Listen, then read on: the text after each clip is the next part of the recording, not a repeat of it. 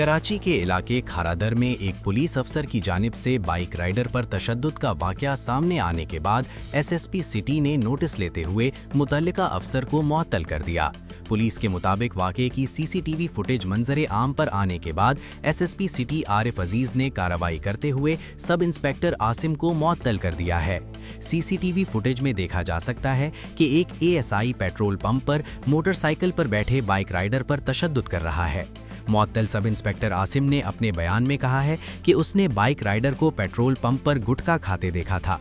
जब उससे इस बारे में पूछा तो दोनों के दरमियान तल्ख कलामी हो गई।